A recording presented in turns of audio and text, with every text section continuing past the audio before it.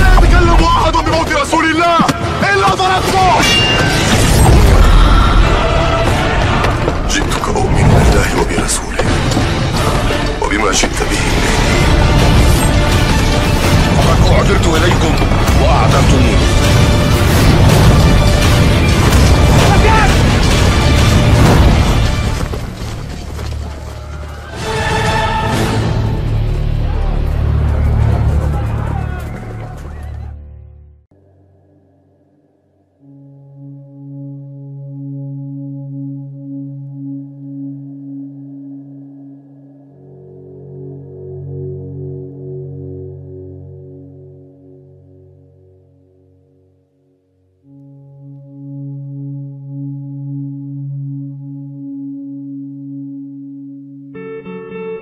Pada suatu hari, Rasulullah sedang duduk bersama para sahabatnya. Dalam suasana yang khidmat dan penuh perhatian, beliau mulai bercerita tentang sebuah pengalaman yang begitu luar biasa dan menggugah hati. Sebuah kisah yang didengarnya dari salah satu sahabat yang baru saja kembali dari perjalanan panjang. Kisah itu tentang sebuah makhluk yang menakutkan dan misterius yang dikenal dengan nama Al-Jassasah. Rasulullah menyampaikan bahwa Tamim Ad-Dari, seorang sahabat yang berasal dari kalangan Nasrani sebelum memeluk Islam, telah datang dan menceritakan sebuah kisah menegangkan yang dialaminya ketika sedang berlayar bersama beberapa orang lainnya. Mereka berada di tengah laut ketika badai besar datang menghantam kapal mereka. Ombak menggulung tinggi dan angin menderu kencang, menghantam kapal mereka hingga kehilangan arah. Setelah berhari-hari terombang-ambing di lautan, mereka akhirnya terdampar di sebuah pulau yang asing dan belum pernah mereka kenal sebelumnya. Begitu menjejakkan kaki di daratan pulau itu, mereka segera menjelajah untuk mencari tahu di mana mereka berada. Namun, tidak lama setelah mereka mulai menjelajahi pulau tersebut, mereka dikejutkan oleh kemunculan sosok aneh yang belum pernah mereka lihat sebelumnya. Sosok itu berbulu lebat dari ujung kepala sampai ujung kaki. Rambutnya sangat tebal hingga mereka tidak bisa membedakan mana bagian depan dan mana bagian belakang tubuhnya. Makhluk itu kemudian menyapa mereka dan memperkenalkan dirinya sebagai Al-Jassasah. Para pelaut itu sangat ketakutan karena tampilan Al-Jassasah yang menakutkan dan tidak wajar. Makhluk itu tidak menyakiti mereka, namun ia menyuruh mereka untuk menemui seseorang yang sedang berada di dalam sebuah bangunan yang terletak di tengah pulau. Rasa penasaran dan ketakutan menyelimuti hati mereka, tetapi mereka akhirnya memutuskan untuk mengikuti petunjuk Al-Jassasah dan pergi menuju bangunan yang dimaksud. Setelah sampai di bangunan tersebut, mereka melihat seseorang yang terikat sangat kuat dengan rantai besar. Tubuh orang itu sangat besar dan tampak kekar. Kedua tangannya dirantai di antara kedua sikunya dan kedua kakinya dirantai hingga tumitnya. Ia tidak dapat bergerak bebas. Penampilannya sangat mencengangkan dan penuh misteri. Mereka bertanya siapa gerangan orang itu, dan ia pun menjawab dengan suara berat, menanyakan tentang beberapa hal, seperti apakah sudah muncul seorang nabi di tanah Arab, dan apakah masyarakat Arab masih menanam anggur, serta bagaimana keadaan Danau Tiberias. Setelah mereka menjawab semua pertanyaan tersebut, orang yang terikat itu pun berkata, "Aku adalah Al-Masih Ad-Dajjal. Segera akan diizinkan bagiku untuk keluar ke dunia. Saat itu, aku akan berjalan di muka bumi, dan tidak ada satu negeri pun yang tidak akan aku datangi dalam perjalananku, kecuali Makkah dan Madinah. Kedua kota suci itu dijaga oleh para malaikat, dan aku tidak dapat memasukinya." Setelah mendengar kisah tersebut dari Tamim Ad-Dari, Rasulullah menguatkan cerita itu dan menyatakan bahwa apa yang dikisahkan Tamim adalah benar. Beliau mengatakan bahwa kisah ini sejalan dengan apa yang telah beliau sampaikan sebelumnya kepada para sahabatnya tentang Dajjal dan keberadaannya yang terbelenggu di sebuah tempat misterius menunggu waktu yang telah ditentukan untuk keluar dan menebar fitnah di muka bumi. Kisah ini begitu mengguncang hati para sahabat. Mereka menyadari betapa seriusnya ancaman fitnah Dajjal, dan mereka semakin memperkuat keimanan serta doa agar dijauhkan dari fitnah yang begitu dahsyat itu. Rasulullah sendiri sering berdoa agar umatnya dilindungi dari kejahatan Dajjal. Bahkan dalam setiap salat, beliau menganjurkan membaca doa perlindungan dari fitnah hidup, kematian, dan dari kejahatan Dajjal. Kisah tentang Al-Jassasah dan pertemuan dengan Dajjal ini menjadi pelajaran penting bagi umat Islam untuk senantiasa waspada, memperkuat iman, dan menggantungkan perlindungan hanya kepada Allah Subhanahu wa Ta'ala semata. Setelah Rasulullah menyampaikan kisah yang menggetarkan tentang Al-Jassasah dan Dajjal kepada para sahabat, suasana majelis menjadi sunyi. Setiap mata tertuju kepada beliau dan setiap telinga mendengarkan dengan seksama.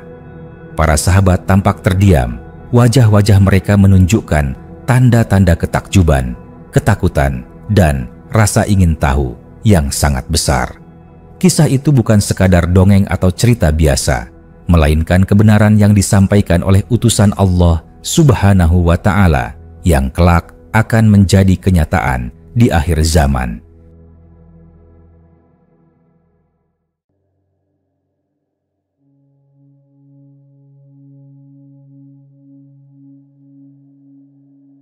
Rasulullah melanjutkan penjelasannya dengan suara yang tenang namun penuh peringatan.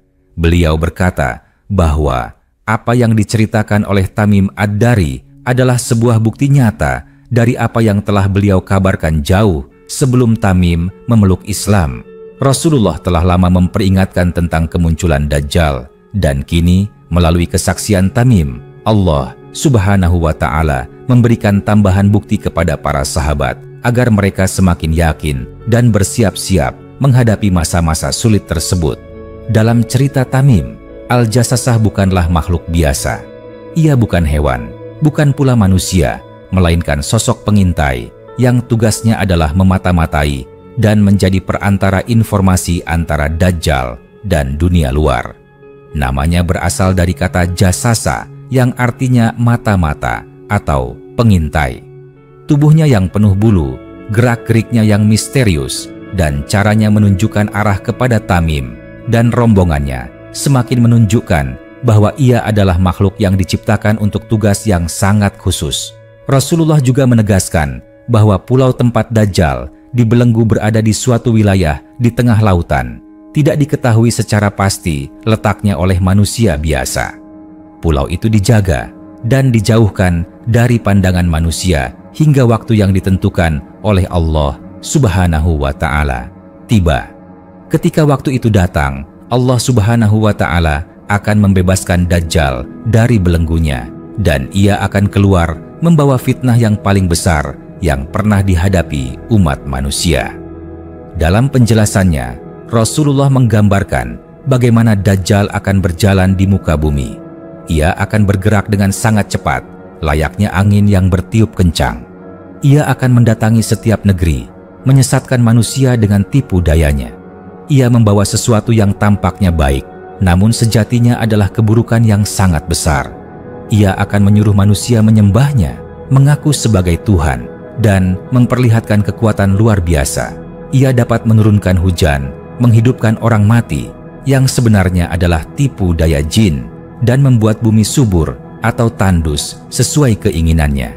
Namun, Rasulullah juga memberi kabar gembira. Dajjal tidak akan bisa memasuki dua kota suci, yaitu Makkah dan Madinah. Kedua kota itu dijaga oleh para malaikat yang berdiri di setiap pintu masuknya, membawa pedang dan menjaga agar Dajjal tidak dapat menginjakkan kakinya di sana. Ini menjadi pengingat bahwa meskipun fitnah Dajjal sangat besar, Allah Subhanahu wa Ta'ala tetap memberikan perlindungan kepada orang-orang yang beriman dan bertakwa. Para sahabat yang mendengar cerita ini merasa sangat terguncang. Mereka bertanya kepada Rasulullah tentang cara menyelamatkan diri dari fitnah Dajjal. Rasulullah pun mengajarkan beberapa hal penting, memperbanyak membaca ayat-ayat awal dari surah Al-Kahfi, memperkuat iman, memperbanyak doa, dan menjauhi tempat-tempat yang penuh dengan fitnah dan keburukan. Beliau juga mengingatkan agar umat Islam selalu berlindung kepada Allah Subhanahu wa Ta'ala dari kejahatan Dajjal, termasuk dalam doa-doa setelah salat. Kisah tentang Al-Jassasah dan Dajjal yang disampaikan oleh Rasulullah kepada para sahabat bukan hanya sekadar cerita tentang masa depan. Ia adalah peringatan yang hidup, yang tetap relevan hingga hari ini. Ia mengajarkan tentang pentingnya iman yang kokoh, kesadaran akan bahaya fitnah, dan kebutuhan untuk selalu memohon perlindungan dari Allah Subhanahu wa Ta'ala.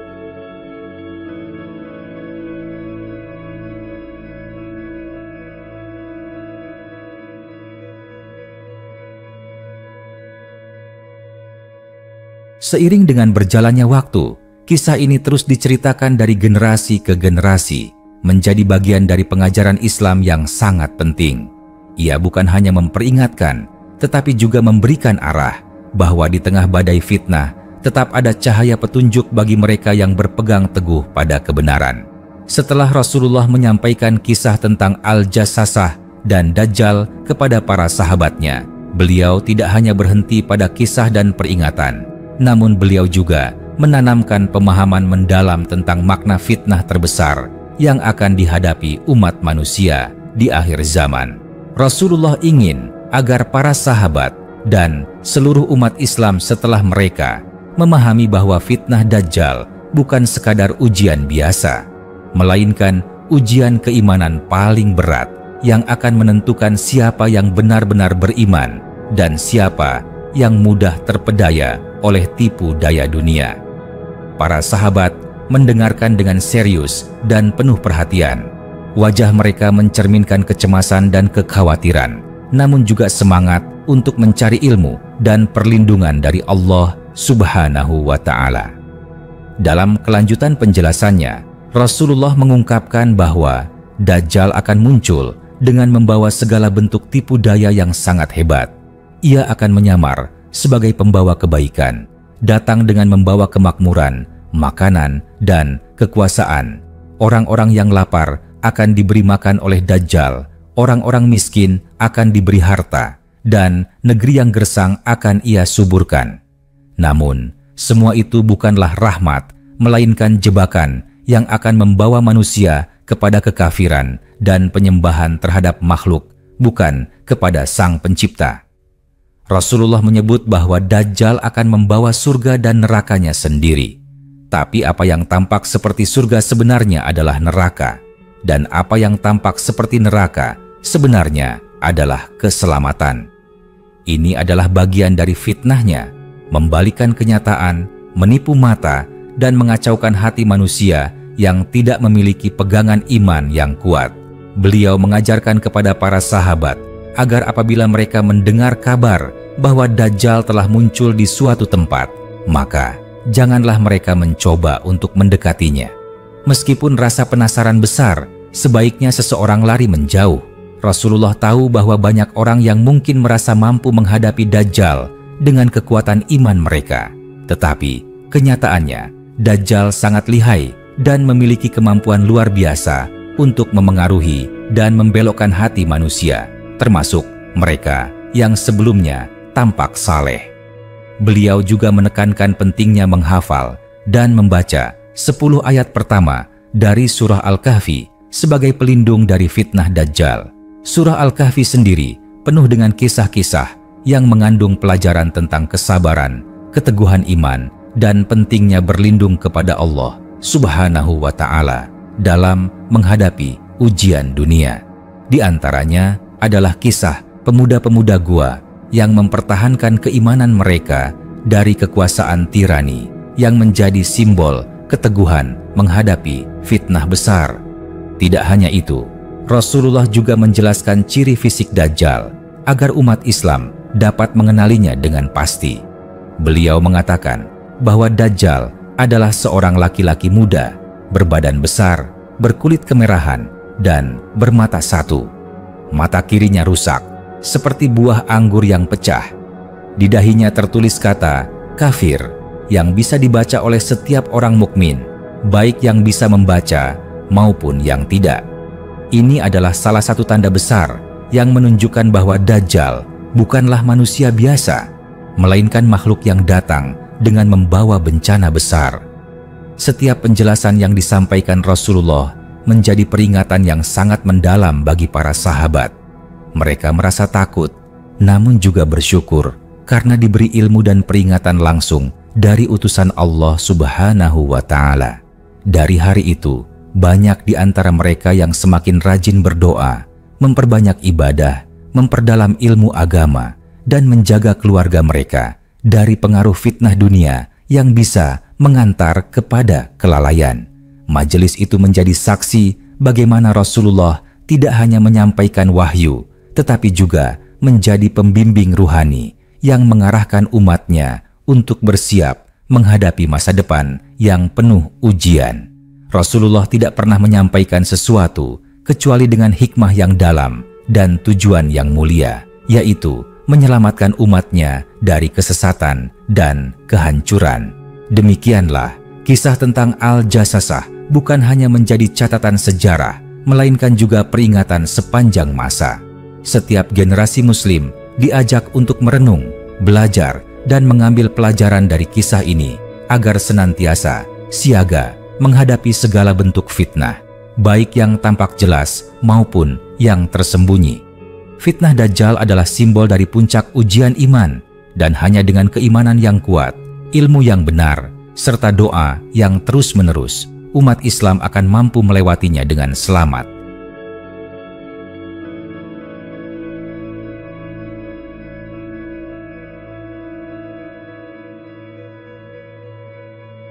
Rasulullah tidak hanya menceritakan kisah Al-Jassasah dan Dajjal sebagai bentuk penyampaian informasi semata, namun beliau juga membekali umatnya dengan pemahaman strategis agar siap secara mental, spiritual, dan sosial dalam menghadapi masa-masa penuh fitnah itu. Beliau sangat memahami bahwa gangguan terbesar bukanlah pada fisik, melainkan pada akidah, dan fitnah Dajjal menyasar tepat ke jantung keimanan manusia. Setelah majelis itu berakhir, para sahabat saling berdiskusi satu sama lain. Mereka membicarakan kembali apa yang mereka dengar dari lisan Rasulullah. Nama Al-Jassasah pun menjadi perbincangan hangat, makhluk misterius yang belum pernah mereka dengar sebelumnya. Tetapi kini terasa nyata setelah dijelaskan oleh utusan Allah Subhanahu wa Ta'ala sendiri.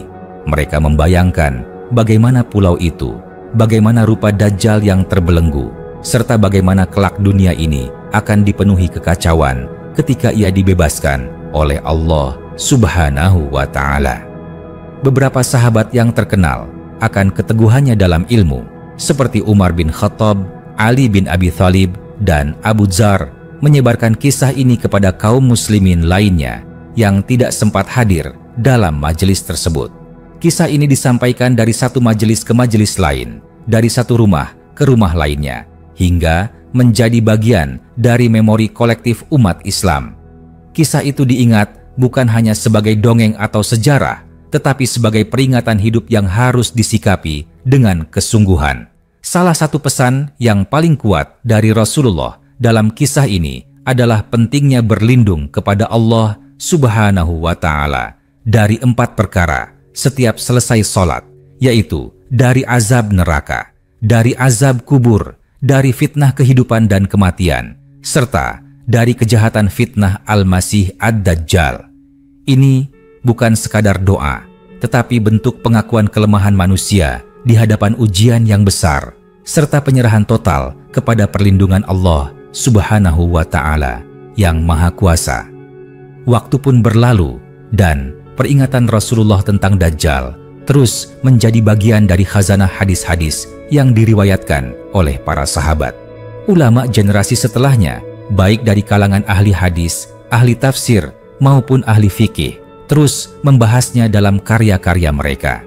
Kitab-kitab hadis besar seperti Sahih Bukhari, Sahih Muslim, Sunan Abu Dawud, dan lainnya memuat riwayat-riwayat ini dengan sangat rinci, agar umat Islam tidak melupakan pesan ini. Di banyak wilayah Islam, kisah tentang Al-Jassasah bahkan menjadi pengantar yang penting dalam mengajarkan kepada anak-anak dan generasi muda tentang bahaya fitnah akhir zaman.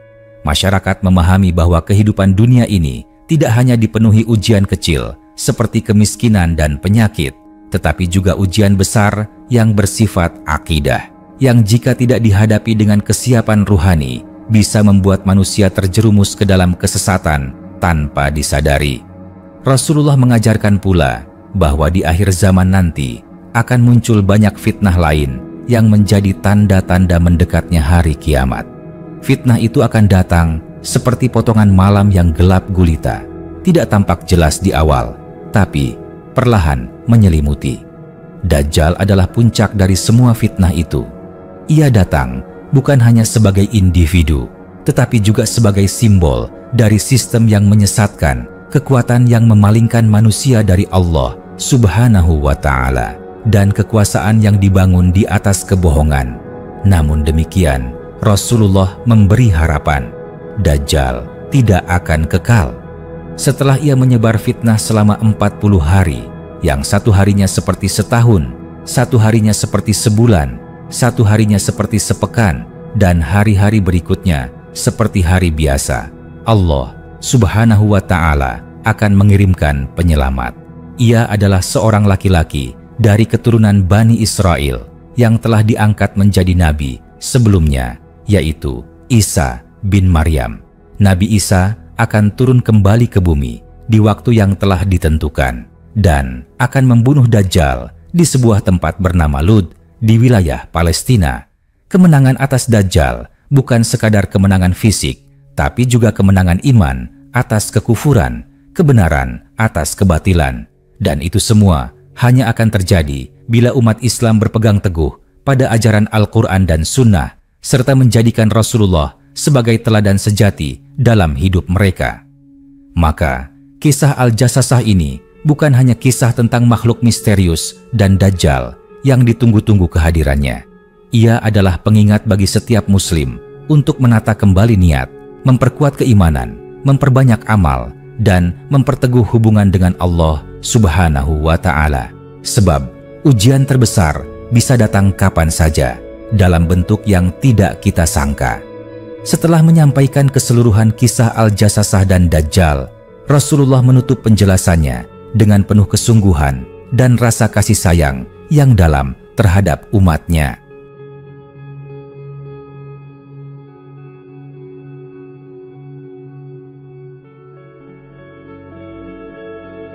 Beliau memandang wajah-wajah para sahabat yang masih tenggelam dalam perenungan, lalu bersabda dengan nada suara yang berat, seolah ingin memastikan bahwa setiap dari mereka benar-benar memahami bahwa ini adalah perkara besar dan serius. Beliau bersabda bahwa tidak ada nabi kecuali telah memperingatkan umatnya tentang Dajjal. Dari Nabi Nuh hingga nabi-nabi setelahnya, semuanya menyampaikan peringatan itu. Namun, fitnah Dajjal tidak akan benar-benar terjadi kecuali pada masa umat Muhammad. Maka dari itu, beliau merasa sangat bertanggung jawab untuk memperingatkan umatnya dengan sejelas-jelasnya. Bahkan, dalam beberapa riwayat, Rasulullah menggambarkan Dajjal begitu rinci hingga seolah-olah umatnya dapat mengenali sosok tersebut jika kelak melihatnya dengan mata kepala sendiri. Rasulullah juga menjelaskan bahwa sebagian dari fitnah Dajjal akan sangat menggoda karena ia mampu menciptakan ilusi kekuasaan dan kehidupan. Ia bisa menyuruh langit untuk menurunkan hujan dan bumi, untuk menumbuhkan tanaman. Ia bisa mendatangkan seseorang yang tampaknya dibunuh, lalu dihidupkan kembali, meskipun itu hanya tipu daya untuk menyesatkan manusia. Orang yang imannya lemah akan melihat semua itu sebagai keajaiban, lalu tergoda untuk mengikutinya, menyangkanya sebagai Tuhan. Namun, bagi orang-orang yang teguh imannya, semua itu justru menjadi bukti kebohongan. Sebab mereka telah diperingatkan. Mereka tahu bahwa Allah Subhanahu wa Ta'ala tidak tampak di dunia, dan bahwa tidak ada yang bisa menandingi kekuasaannya. Mereka akan menyadari bahwa Dajjal hanyalah ujian besar yang diizinkan Allah Subhanahu wa Ta'ala untuk menguji siapa yang jujur dalam keimanannya dan siapa yang hanya ikut-ikutan dalam beragama. Rasulullah kemudian menyebutkan bahwa sebaik-baik tempat untuk menyelamatkan diri dari Dajjal adalah dua kota suci, Makkah dan Madinah. Dalam hadis lain disebutkan bahwa gunung-gunung di sekitar Madinah akan mengguncang hebat ketika Dajjal mendekat, lalu kota itu akan mengusir semua orang munafik dan hanya menyisakan orang-orang beriman. Dajjal akan berdiri di luar kota Madinah, tidak mampu memasukinya, sementara para malaikat berjaga di setiap gerbangnya. Kemudian Rasulullah pun menjelaskan bahwa kelak Dajjal akan ditaklukkan oleh Nabi Isa bin Maryam. Saat itu, dunia sudah berada dalam keadaan penuh kegelisahan, ketakutan, dan ketidakpastian. Namun ketika Nabi Isa turun dari langit dengan mengenakan dua lembar kain berwarna putih kekuningan, umat Islam akan mendapat harapan baru. Nabi Isa akan memimpin umat Islam, menegakkan keadilan, menghancurkan salib, membunuh babi, dan menghapus jizyah karena semua manusia akan diajak untuk kembali kepada Islam.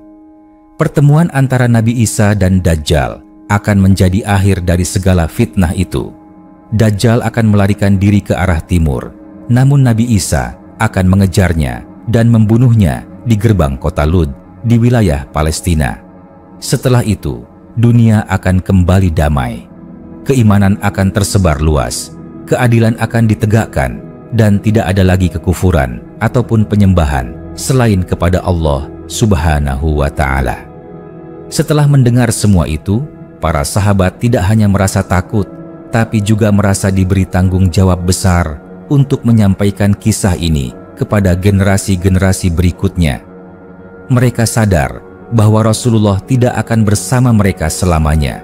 Namun, pesan dan peringatan beliau harus terus hidup dalam hati umat Islam sampai hari kiamat. Karena itu, mereka menuliskan, meriwayatkan, dan mengajarkan hadis-hadis ini dengan penuh ketelitian dan kecintaan. Kisah Al-Jassasah bukanlah akhir, melainkan awal dari kesadaran bahwa iman harus terus diperjuangkan, bahwa setiap muslim harus waspada terhadap tipuan dunia, terhadap kemilau kekuasaan dan harta yang bisa mengaburkan akidah. Dalam dunia yang semakin dipenuhi fitnah, baik berupa informasi palsu, pemikiran sesat, hingga ajakan-ajakan yang menjauhkan dari Allah Subhanahu wa Ta'ala, kisah ini menjadi kompas penunjuk arah untuk kembali kepada kebenaran. Rasulullah telah mengingatkan, para sahabat telah menyampaikan, dan kini tugas itu ada di tangan kita.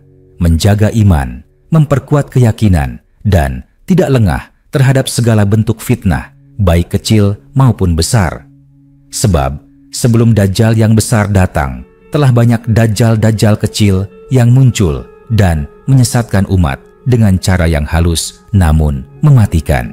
Semoga Allah Subhanahu wa Ta'ala melindungi kita semua dari fitnah Dajjal, dari fitnah kehidupan dan kematian, dan dari semua bentuk kesesatan. Dan semoga kita termasuk dalam golongan orang-orang yang tetap teguh dalam keimanan sampai akhir hayat. Setelah Rasulullah menyampaikan seluruh rangkaian kisah tentang Al-Jassasah dan Dajjal, suasana di tengah para sahabat masih dipenuhi keheningan yang dalam. Setiap kalimat yang beliau ucapkan bagaikan aliran cahaya yang menembus relung hati para pendengarnya.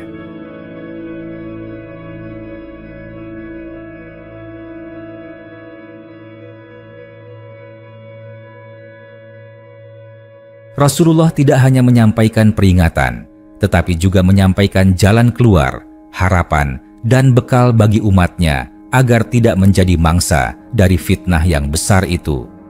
Dalam hari-hari setelahnya, para sahabat mulai menguatkan diri mereka, bukan dengan membangun benteng fisik, tapi dengan mempertebal benteng iman. Mereka memperbanyak sholat malam, memperdalam pemahaman terhadap Al-Quran, mempererat ukhuwah sesama mukmin, dan mendidik keluarga mereka agar tidak hanya menjadi muslim secara lahiriah, tetapi juga secara batiniah. Sebab Rasulullah telah memperingatkan bahwa ketika fitnah Dajjal datang, yang bisa menyelamatkan hanyalah keimanan yang benar-benar tertanam kuat dalam hati. Rasulullah mengajarkan pula bahwa sebaik-baik perlindungan dari fitnah Dajjal adalah dengan berlindung kepada Allah Subhanahu wa Ta'ala, membaca doa-doa yang diajarkan beliau, serta memperbanyak membaca surah Al-Kahfi. Surah ini tidak hanya sebagai bacaan biasa, tetapi mengandung pelajaran yang sangat dalam tentang pemuda beriman yang memilih untuk meninggalkan kemewahan dunia demi menjaga akidah, tentang pemilik 2 kebun yang tertipu oleh kekayaan dan kekuasaan, tentang perjalanan Musa bersama Khidr yang penuh dengan misteri dan ujian iman, serta tentang Zulkarnain yang memimpin dengan keadilan dan kekuatan iman. Kisah-kisah itu menjadi pedoman spiritual umat Islam bahwa dalam menghadapi fitnah, seseorang harus memiliki kesabaran, keyakinan kepada takdir Allah Subhanahu wa Ta'ala, serta kemampuan untuk membedakan antara yang benar dan yang batil, walau yang batil tampak sangat menarik dan meyakinkan. Para ulama dari generasi ke generasi menjadikan kisah Al-Jassasah dan Dajjal ini sebagai pelajaran penting dalam kitab-kitab mereka. Pesan Rasulullah tentang akhir zaman diajarkan dalam berbagai cabang ilmu, dari tafsir, hadis, akidah, hingga fikih. Bukan untuk menakut-nakuti, melainkan untuk menyiapkan umat agar tidak mudah terbawa arus zaman yang penuh tipu daya.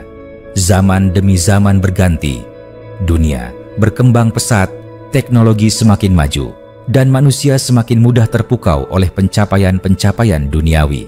Namun, fitnah tetap ada, bahkan mungkin lebih dahsyat dan tersembunyi. Maka, penting bagi umat Islam zaman ini untuk kembali membuka lembaran-lembaran hadis Rasulullah, menghidupkan kembali kisah-kisah seperti Al-Jassasah, bukan sebagai cerita belaka, tetapi sebagai peringatan hidup. Di era yang dipenuhi informasi dan distraksi, iman bisa tergerus tanpa terasa. Kemewahan, kekuasaan, dan pengaruh media bisa menjadi dajjal kecil yang menyesatkan.